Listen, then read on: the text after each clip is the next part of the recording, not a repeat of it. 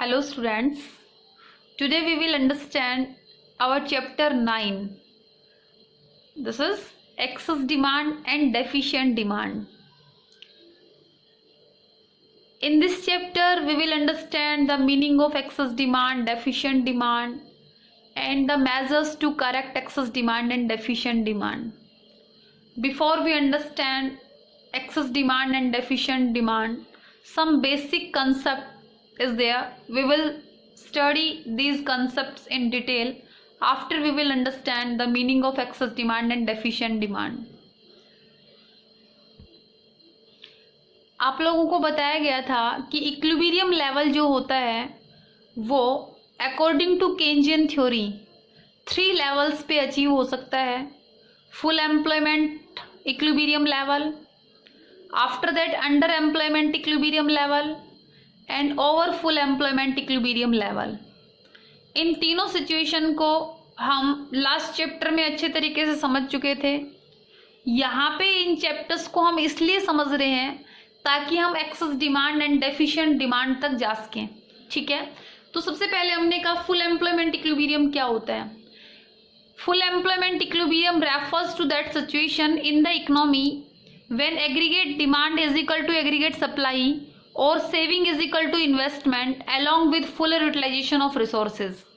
Equilibrium है, aggregate demand aggregate supply के equal है और हम ये भी कह सकते हैं कि जो हमारी सेविंग है वो इन्वेस्टमेंट के इक्वल है, क्योंकि हमने कहा था कि इक्विलिब्रियम को डिटरमाइन करने की हमारे पास 2 अप्रोच हैं. जो सेकंड अप्रोच है वो फर्स्ट अप्रोच से ही डेराइव हुई है. तो हम ये कहेंगे अगर ये सिचुएशन है जहाँ पे aggregate demand is equal to aggregate supply है या फिर saving is equal to investment है, वहाँ पे इक्विलिब्रियम होता है. लेकिन एक बात हमने और कही है कि यहाँ पे क्या है, आपकी इकोनॉमी के जो रिसोर्सेज हैं उनका आप फुलर यूटिलाइजेशन कर रहे हो. ठीक है, इसका मतलब आप ये कह सकते हो कि there is no excess capacity और एम्प्लॉयमेंट इन द इकोनॉमी. यहाँ पे जो है कोई एक्सेस कैपेसिटी नहीं है आपके पास और ना यहाँ पे अनएम्प्लॉयमेंट है. अब देखो एक्सेस कैपेसिटी जो है इसका मतलब ये है कि आप लोगों को ये बताया गया था कि जब हम प्रोडक्शन करते हैं तो हमारे पास प्रोडक्शन करने के लिए 4 फैक्टर्स होते हैं: लैंड, लेबर, कैपिटल, एंटरप्रेन्योर. ठीक है, आप लोगों को ये बताया गया था कि कुछ फैक्टर फिक्स होते हैं और कुछ वेरिएबल होते हैं. ठीक है, जो हमारा ये चैप्टर 9 है और जो हमारी यूनिट 3 है उसमें हम शॉर्ट रन इक्विलिब्रियम के बारे में पढ़ रहे हैं. तो शॉर्ट रन में कुछ फैक्टर ही वेरिएबल होते हैं, बाकी सब फैक्टर फिक्स होते हैं. तो यहाँ पे जो वेरिएबल फैक्टर है उसमें हम बात कर रहे हैं लेबर की. यहाँ पे हम एम्प्लॉयमेंट को पढ़ रहे हैं. तो हमने ये कहा है कि हमारी इकोनॉमी में एक्सेस कैपेसिटी नहीं है. इसको हम ऐसे भी कह सकते हैं कि हमारी इकोनॉमी में जो लोग काम करना चाहते हैं और काम करने के लिए एबल हैं उन सबको काम मिला हुआ है. देखो कुछ लोग ऐसे होते हैं जो काम करना ही नहीं चाहते, कुछ लोग ऐसे होते हैं जो काम करना चाहते हैं. ठीक है, और कुछ लोग एबल होते हैं काम करने के लिए लेकिन कुछ लोग एबल नहीं होते काम करने के लिए. फॉर एग्जाम्पल कोई अनसाउंड माइंड का पर्सन है, कोई हैंडीकैप पर्सन है. एक वर्किंग एज भी होती है, बिलो 15 एंड अबो 60 जो एज होती है ये वर्किंग एज नहीं होती. तो हमने यहाँ पे ये कहा है कि ये वो सिचुएशन है जहाँ पे जो लोग काम करना चाहते हैं और जो काम करने में एबल हैं उन सबको काम मिला हुआ है. ठीक है, तो हमारी इकोनॉमी में एक्सेस कैपेसिटी नहीं है कि जिनकी हेल्प से हम प्रोडक्शन को बढ़ा सकें. अब हमने ये कहा है कि इस सिचुएशन में देयर इज नो अनएम्प्लॉयमेंट. हमने ये कहा कि इस सिचुएशन में जो है अनएम्प्लॉयमेंट नहीं है, लेकिन यहाँ पे अनएम्प्लॉयमेंट की एक नेचुरल रेट होती है, उसके बारे में हम डिस्कस करेंगे. आगे जो हमारा कंसेप्ट रहेगा इसी वीडियो में हम इस टॉपिक के बारे में डिस्कस करेंगे कि फुल एम्प्लॉयमेंट इक्विलिब्रियम लेवल पे भी किस प्रकार का एम्प्लॉयमेंट जो होता है वो पाया जाता है. हमने ये कहा कि जो लोग काम करना चाहते हैं और काम करने में एबल हैं उन सबको काम मिला हुआ है। ठीक है, ये जो कंसेप्ट होता है ये लेबर फोर्स होता है। ठीक है, अब हम उसी पॉपुलेशन की बात कर रहे हैं जो कि काम करने के इच्छुक हैं, विलिंग हैं और जो एबल है। ठीक है, तो फुल एम्प्लॉयमेंट वो सिचुएशन है जहां पे सब लोगों को काम मिला हुआ है जो काम करना चाहते हैं और काम करने में एबल है। अब नेक्स्ट बात आती है आपकी अंडर एम्प्लॉयमेंट इक्विलिब्रियम की। Under employment equilibrium refers to that situation in the economy when aggregate supply is equal to aggregate demand और saving is equal to investment but without full utilisation of resources. यहाँ पे आपके resources जो है उनका full utilisation नहीं हो रहा, मीन्स कुछ रिसोर्सेज ऐसे हैं जो अंडर यूटिलाइज्ड हैं। ठीक है, accordingly there is unutilized capacity or excess capacity in the economy even in a state of equilibrium। हालांकि हमने कह दिया कि हम इक्विलिब्रियम पे हैं क्योंकि हमारी एग्रीगेट डिमांड एग्रीगेट सप्लाई के इक्वल है, या फिर हम ऐसे कह सकते हैं कि जो हमारी सेविंग है वो इन्वेस्टमेंट के इक्वल है। लेकिन ये वो सिचुएशन है जहाँ पे आपके अवेलेबल रिसोर्सेज जो हैं आप उनका फुल यूटिलाइजेशन नहीं कर पा रहे, मीन्स आपके पास आपकी इकोनॉमी में एक्सेस कैपेसिटी है जिसके बेस पे आप प्रोडक्शन को बढ़ा सकते हैं। ठीक है, तो यहाँ पे जो है क्योंकि आपके पास एक्सेस कैपेसिटी है इसलिए इस सिचुएशन को हमने बोला under employment equilibrium. Full employment equilibrium वो सिचुएशन थी जहाँ पे जो आपके रिसोर्सेज अवेलेबल थे आपने उनका ऑप्टिमम यूज किया, उनको फुल यूटिलाइज किया, इसलिए आपने ये कहा कि आपके पास एक्सेस कैपेसिटी नहीं है कि आप प्रोडक्शन को इंक्रीज कर सकें। अब एक चीज आपको समझनी है, एक होता है वॉलेंट्री अनएम्प्लॉयमेंट और एक होता है इनवॉलेंट्री अनएम्प्लॉयमेंट। कुछ लोग ऐसे होते हैं जो काम करना नहीं चाहते और कुछ लोग ऐसे होते हैं जो काम करना चाहते हैं लेकिन काम उनको मिलता नहीं है। ठीक है, तो देखो वॉलेंट्री अनएम्प्लॉयमेंट क्या होता है। Voluntary unemployment occurs when some people are not willing to work at all or are not willing to work at the existing wage rate। कुछ लोग ऐसे हैं जो काम करना नहीं चाहते, जो भी मार्केट में वेज रेट प्रिवेलिंग होती है उसके बेस पे वो लोग काम करना नहीं चाहते, तो उसको हम बोलेंगे वॉलेंट्री अनएम्प्लॉयमेंट मीन्स। और जो इनवॉलेंट्री अनएम्प्लॉयमेंट है occurs when some people are not getting work even when they are willing to work at existing wage rate। जो भी मार्केट में जो वेज रेट है उस रेट पे कुछ लोग काम करना चाहते हैं लेकिन उनको काम नहीं मिल रहा। ठीक है, ये होते हैं voluntary unemployment and involuntary unemployment. देखो अब हमने कहा कि फुल एम्प्लॉयमेंट इक्विलिब्रियम जो होता है, यहाँ पे हमने ये कहा कि यहाँ पे जो है आपके पास जो आपकी इकोनॉमी है उसमें इनवॉलेंट्री अनएम्प्लॉयमेंट नहीं है, मीन्स जो लोग काम करना चाहते हैं उन सबको काम मिला हुआ है। फुल एम्प्लॉयमेंट वो सिचुएशन है जहाँ पे इनवॉलेंट्री अनएम्प्लॉयमेंट नहीं है। ठीक है, और जो आपका अंडर एम्प्लॉयमेंट इक्विलिब्रियम है ये वो सिचुएशन है जहाँ पे आपके पास इनवॉलेंट्री अनएम्प्लॉयमेंट है, मतलब जो लोग काम करना चाहते हैं उनको काम मिल नहीं रहा। ठीक है, तो इस सिचुएशन को आपने समझा। अब एक और बात आप ऐड करेंगे, आप लोगों को कहा गया कि वॉलेंट्री अनएम्प्लॉयमेंट क्या होता है जब लोग काम करना ही नहीं चाहते। हम यहाँ पे लेबर फोर्स को पढ़ रहे हैं तो हम यहाँ पे जस्ट उस पॉपुलेशन की बात कर रहे हैं जो लोग काम करना चाहते हैं और काम करने के एबल हैं। ठीक है, तो जो वॉलेंट्री अनएम्प्लॉयमेंट है उसके बारे में हम डिस्कस नहीं करेंगे क्योंकि ये लोग तो ऐसे हैं जो काम करना ही नहीं चाहते, इसलिए ये लोग बेरोजगार हैं।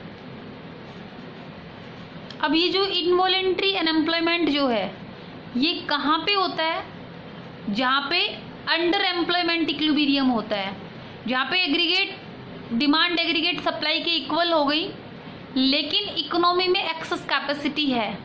ये क्यों होती है?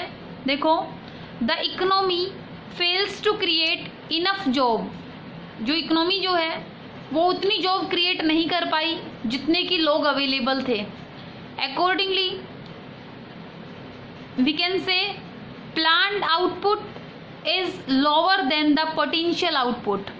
जो प्लान्ड आउटपुट जो है, जो आपने प्लान किया था, वो क्या है, कम है आपके पोटेंशियल आउटपुट से, क्योंकि आपकी इकोनॉमी में लैक ऑफ एग्रीगेट डिमांड है। जितना आपका डिमांड का लेवल होना चाहिए था उससे कम डिमांड हुई, इस वजह से प्रोडक्शन कम किया गया, इस वजह से उन लोगों को काम नहीं मिला जो लोग काम करना चाहते थे। इसी वजह से इस सिचुएशन में, अंडर एम्प्लॉयमेंट इक्विलिब्रियम में, आपके पास एक्सेस कैपेसिटी है, क्योंकि आपकी इकोनॉमी में आपकी रिसोर्सेज ज़्यादा अवेलेबल हैं, लेकिन आप उनका प्रॉपरली यूज़ नहीं कर पाए क्योंकि आपकी इकोनॉमी में डिमांड जो है वो लेवल से कम हुई। अब हमें समझना है full employment and natural unemployment क्या होता है। Full employment occurs when supply of labour is equal to demand of labour corresponding to a given wage rate so that labor market is cleared and it is in a state of equilibrium। देखो, labour market में जितनी labours की supply है उतनी ही labours की demand है। ये situation होती है फुल एम्प्लॉयमेंट सिचुएशन। मीन्स सब लोगों को काम मिल गया जो लोग काम करना चाहते थे, जो काम करने के एबल थे, ठीक है। लेकिन देखो, minimum rate of unemployment that must always exist in the economy is called natural rate of unemployment। लेकिन full employment की सिचुएशन में भी एक मिनिमम रेट होती है अनएम्प्लॉयमेंट की, जो हमेशा होती है, उसको हम बोलते हैं नेचुरल रेट ऑफ अनएम्प्लॉयमेंट। अब जो नेचुरल रेट ऑफ अनएम्प्लॉयमेंट है उसको हम कैसे एक्सप्लेन करेंगे, देखो, it refers to the rate of unemployment which always exist in the economy even when labor market is in a state of equilibrium। ये वो सिचुएशन होती है जहाँ पे लेबर मार्केट जो है वो इक्विलिब्रियम पे है। मीन्स जो सप्लाई ऑफ लेबर जो है वो डिमांड ऑफ लेबर के इक्वल है, लेकिन फिर भी यहाँ पे अनएम्प्लॉयमेंट है। इट अकर्स ड्यू टू, ये क्यों होता है, क्योंकि एक तो सबसे पहले बताया फ्रिक्शनल चेंजेस। ये फ्रिक्शनल चेंजेस क्या होते हैं, changes related to shifting from one job to another. जब एक पर्सन जो है एक जॉब को छोड़ के दूसरी जॉब पे जाता है तो उस चेंज को हम बोलते हैं frictional change. And structural change, changes related to new production technology, क्योंकि जो आप प्रोडक्शन कर रहे हो उसमें आपने न्यू टेक्नोलॉजी को अडॉप्ट कर लिया, इस वजह से जो आपका स्ट्रक्चर था उसमें चेंज हो गया, तो ये होता है स्ट्रक्चरल चेंजेस। अब देखिए, frictional changes leads to frictional unemployment. Frictional changes की वजह से जो अनएम्प्लॉयमेंट क्रिएट होता है उसको हम बोलते हैं frictional unemployment, while structural changes leads to structural unemployment. और जो स्ट्रक्चरल चेंजेस की वजह से, स्ट्रक्चरल चेंजेस होते हैं उनकी वजह से जो अनएम्प्लॉयमेंट क्रिएट होता है उसको हम बोलते हैं स्ट्रक्चरल अनएम्प्लॉयमेंट, ठीक है। तो हमने ये कहा कि जो आपकी नेचुरल रेट ऑफ अनएम्प्लॉयमेंट है, यहाँ पे आपके टू टाइप से आपको जो है अनएम्प्लॉयमेंट अवेलेबल होता है। First is fractional unemployment and second is structural unemployment. तो कंक्लूजन बेस पे हम ये कह सकते हैं कि फुल एम्प्लॉयमेंट वो सिचुएशन होती है जहाँ पे एक नेचुरल रेट ऑफ अनएम्प्लॉयमेंट होता है, जहाँ पे टू टाइप से अनएम्प्लॉयमेंट होता है, first is frictional and second is structural, ठीक है। हम यहाँ पे ये कहेंगे कि फुल एम्प्लॉयमेंट जो है ये वो सिचुएशन है जहाँ पे हम ये नहीं कह सकते कि जीरो अनएम्प्लॉयमेंट है, मीन्स यहाँ पे भी अनएम्प्लॉयमेंट होता है, ठीक है। अब हम बात करते हैं एक्सेस डिमांड की। Excess demand refers to the situation when aggregate demand is more than the aggregate supply corresponding to full employment level of output in the economy। आपको ये कहा गया कि जो एग्रीगेट डिमांड जो है वो एग्रीगेट सप्लाई के इक्वल है, लेकिन कहाँ पे? जो आपका फुल एम्प्लॉयमेंट इक्विलिब्रियम लेवल था उससे ऊपर जो है आपकी डिमांड का लेवल है। इसको अगर हम डायग्राम से समझें तो हमने कहा ओ एक्स पे इनकम, आउटपुट एंड एम्प्लॉयमेंट है और ओ वाई एक्स पे आपकी एग्रीगेट डिमांड है। ओरिजिन से आपकी एग्रीगेट सप्लाई चलती है 45 डिग्री के एंगल पे, एक कांस्टेंट रेट से इंक्रीज होती है। This is your supply curve, aggregate supply curve, ठीक है। जो आपकी एग्रीगेट डिमांड जो है वो पॉजिटिव स्लोप में होती है क्योंकि इनकम के साथ डिमांड का पॉजिटिव रिलेशन होता है। जहाँ पे एग्रीगेट सप्लाई एग्रीगेट डिमांड को कट करती है, this is your point of equilibrium. Full employment equilibrium point है ई पॉइंट। लेकिन इकोनॉमी में डिमांड का लेवल जितना रिक्वायर्ड था उससे ज़्यादा है। इसका मतलब आप क्या कहेंगे, जो आपका डिमांड का लेवल है वो क्या है? एग्रीगेट डिमांड जो है वो AD1 है, ठीक है। तो ये जो इक्विलिब्रियम पॉइंट है इसके जस्ट ऊपर ये पॉइंट है F। जो F और E में जो डिफरेंस है, ये जो F से लेके E तक जो है, this is your excess demand और we can say inflationary gap, ठीक है। अब इस चीज़ को हम समझते हैं कि एक्सेस डिमांड इकोनॉमी में क्यों हुई, इसको हम इन्फ्लेशनरी गैप क्यों बोलते हैं। तो देखिए, excess demand gives rise in an inflationary gap. Inflationary gap refers to the gap by which actual aggregate demand exceeds the aggregate demand required to establish full employment equilibrium। जितना आपको aggregate demand का level required था, आपकी actual demand उससे ज़्यादा है।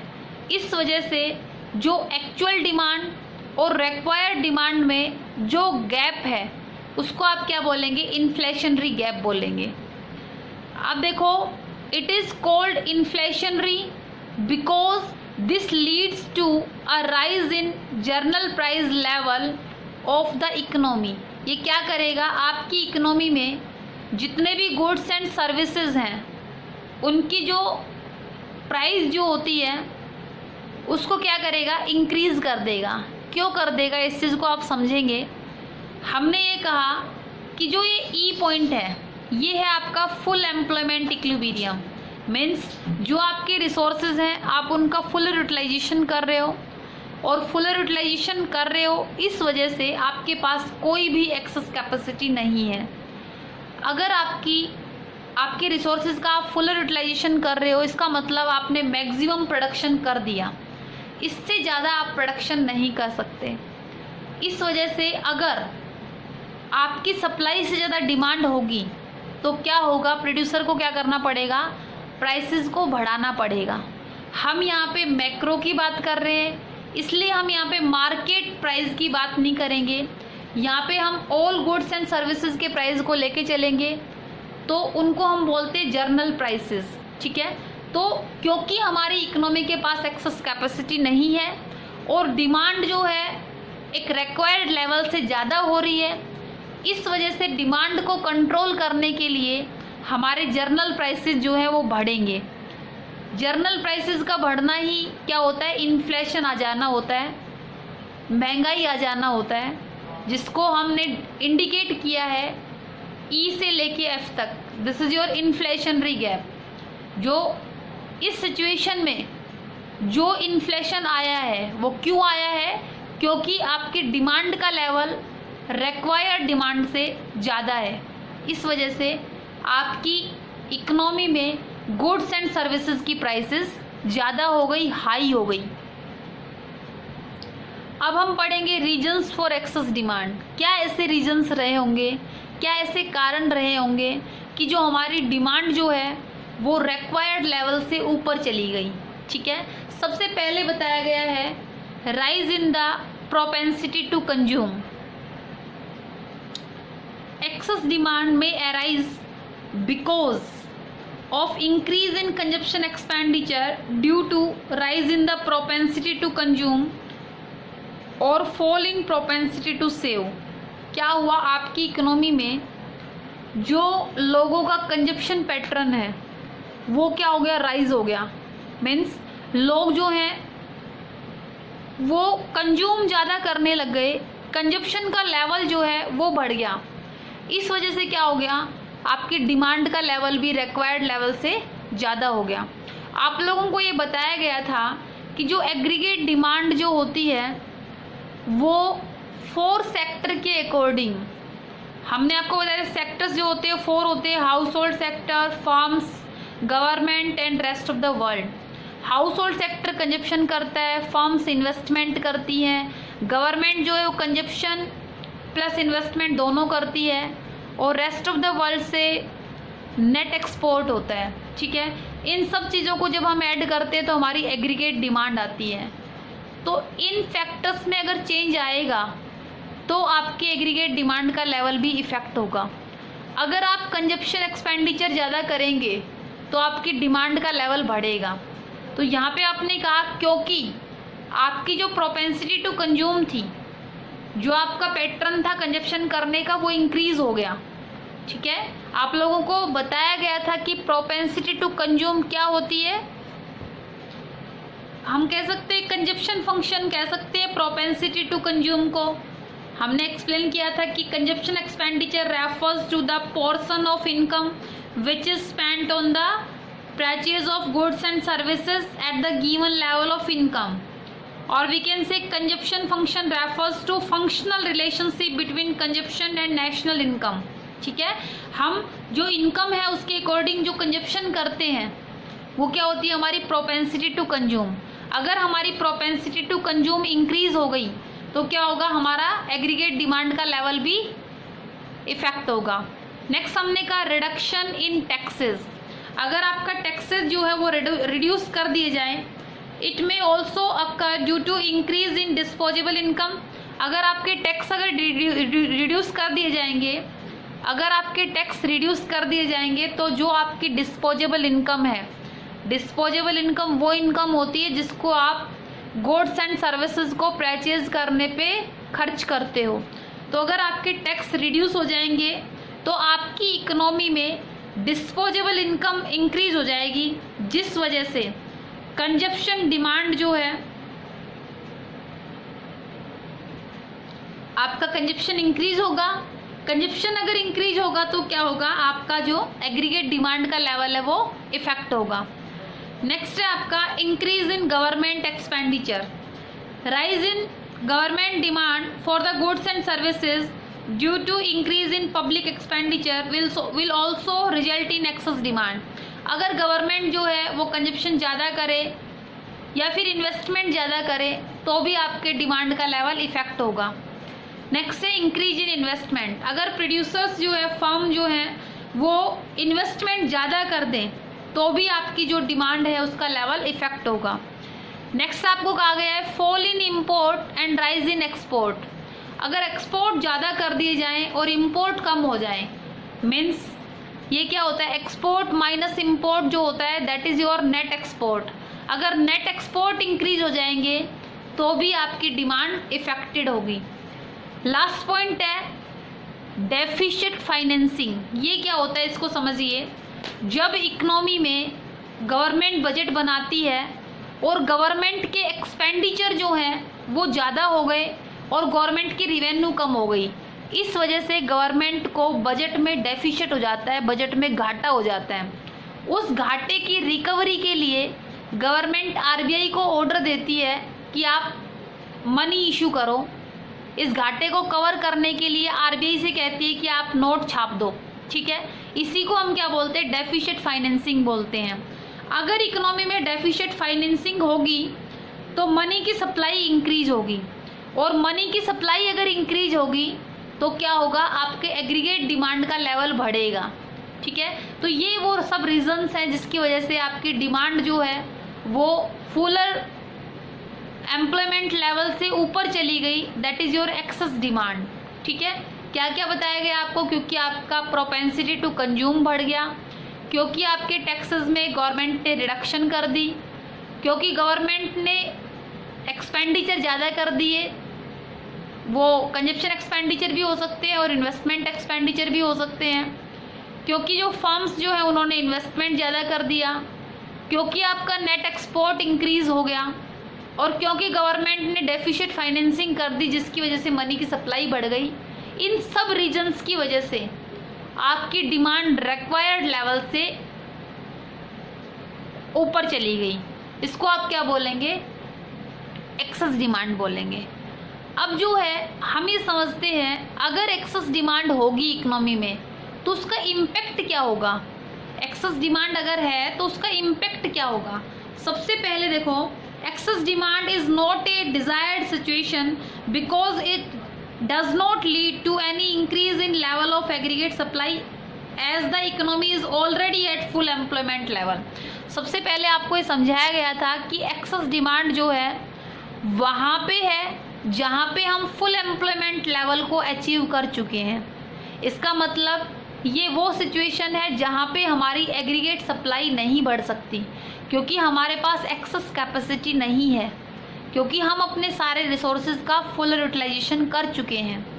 इस वजह से ये वो सिचुएशन है जो डिज़ायर्ड सिचुएशन नहीं है। तो हम क्या कहेंगे, एक्सेस डिमांड से इफेक्ट ऑन आउटपुट क्या होगा। Excess demand does not effect the level of output because economy is already at full employment level and there is no idle capacity in the economy।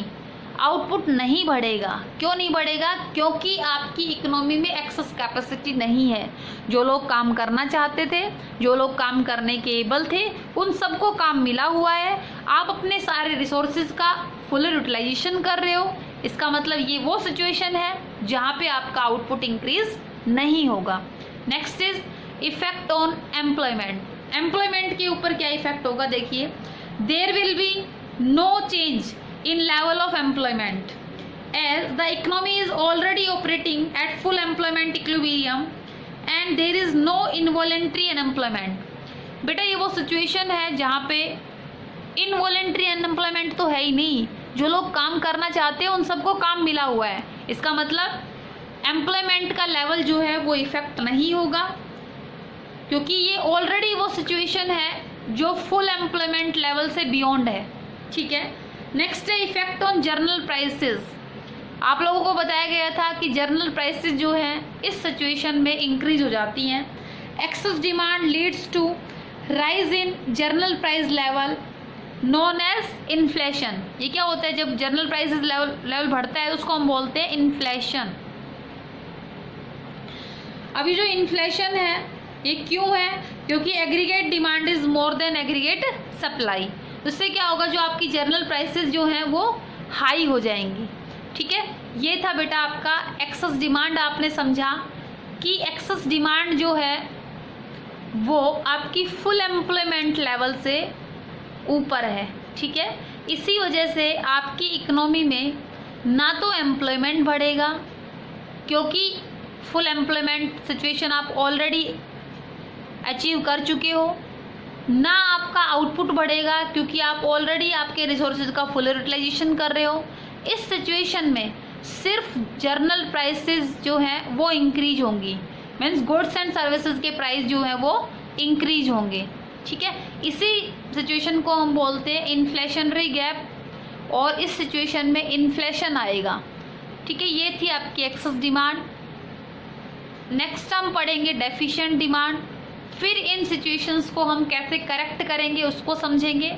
तो यहाँ तक जो है आपको excess demand का meaning समझाया गया, कुछ बेसिक कंसेप्ट से आपकी कनेक्टिविटी बनाई गई। तो ये वो सिचुएशन है,